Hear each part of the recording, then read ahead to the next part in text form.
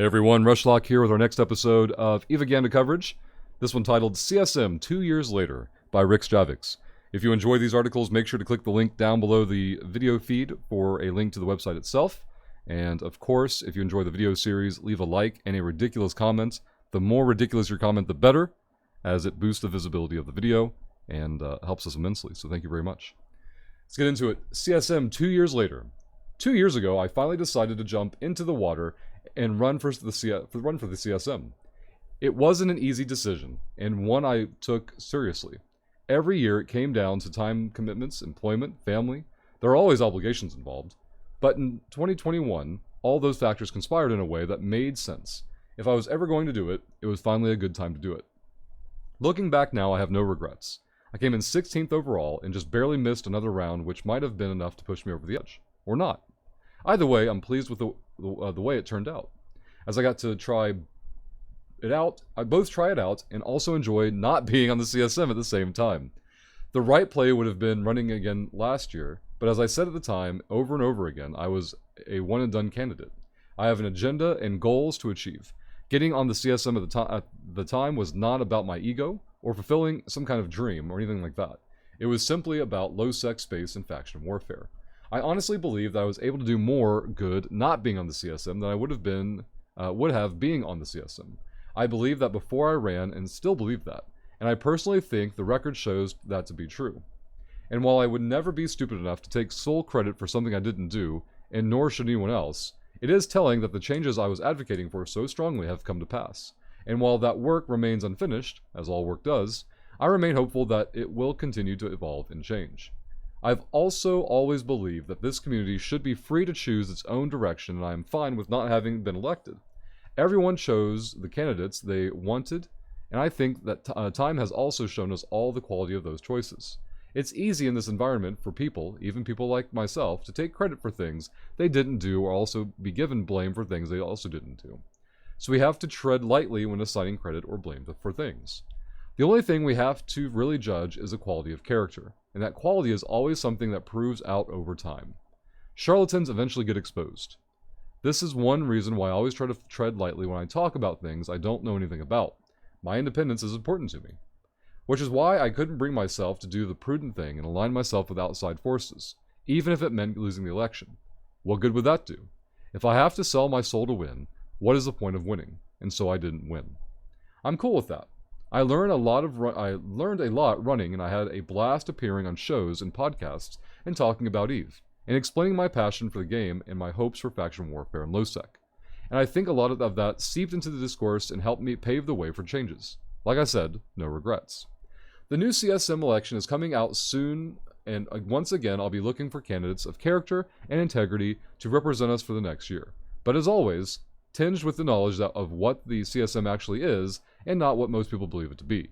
The CSM is not a force for change. It is ultimately a force for approval, and those are two different things. In other news, I can't believe it has been almost two years already. Where does the time go? Who are you joking? Yeah, who are you telling? My son turns, well, he's 2.5 now. He'll be 3 coming in November, and yeah, where did the years go? So, a couple good points here I like that Rixx makes. We'll go to the end and work our way backwards. It's this big one right here. The CSM is not a force for change. It is ultimately a force for approval. And those are two very different things. To expand on that, a lot of people who learn about CSM initially think that it's a body of players that then go to Iceland and tell the CCP how to fix their game. You know, they have the solution, they have the answers, they're going to save EVE. CCP just now finally has to listen to them. And it's almost the complete opposite of that. Instead, it's a focused feedback group.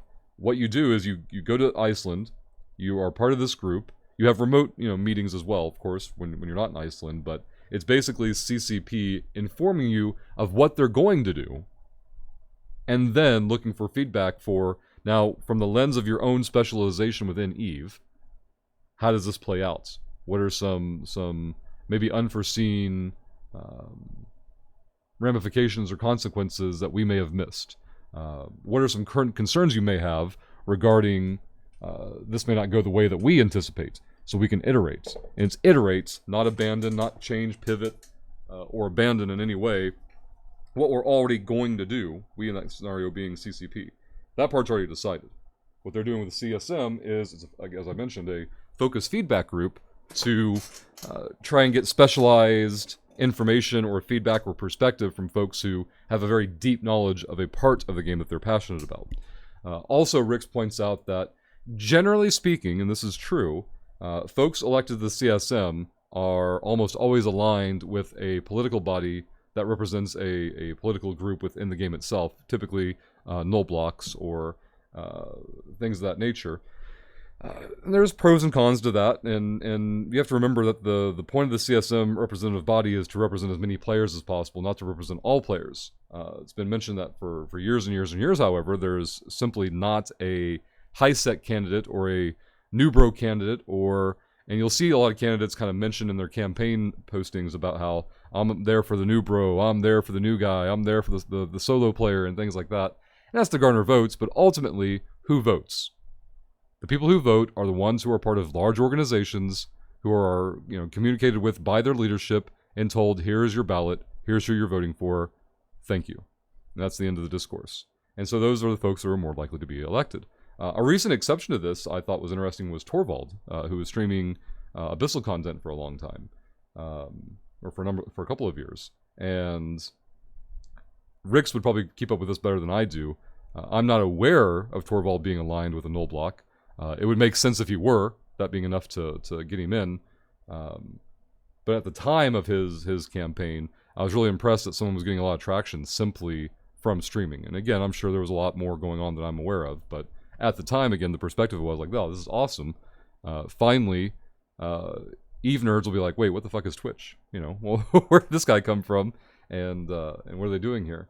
And I think Torvald did a great job of successfully getting his campaign to succeed. Whether or not that had anything to do politically with any particular null block, I'm unaware. It wouldn't shock me either. It's just I don't pay close enough attention to be aware of it. But yeah, CSM has always been an interesting concept. But as Rixx points out, there are two very different versions of it. It's the one that is assumed and the one that actually exists, and maybe even a third one that is perpetuated by the players themselves and as an in-between. But it's still an interesting concept. It's still a relatively unique way of doing things that CCP does that most other studios don't do with their product.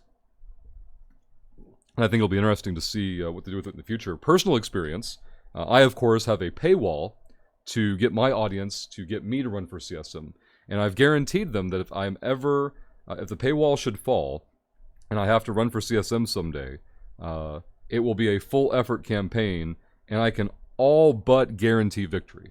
I have an evil plan in mind that is pretty much foolproof. As with most things, there's a pay-to-win mechanic to joining the CSM that you can always just buy your way into it if you want to, and we can initiate such a plan if the day ever came. So hopefully that paywall will never fall, because that would be a lot of work. As Rixx points out multiple times, it is extremely challenging to balance so many things, whether it's life, career, family, and then on top of that, the obligations of joining the CSM as well. So again, as I said, hopefully that paywall will never fall, but we'll see if it ever does. But again, if you've enjoyed these videos, hit the like button, leave ridiculous comments. Those are always appreciated and very, very helpful, and we'll see you in the next one.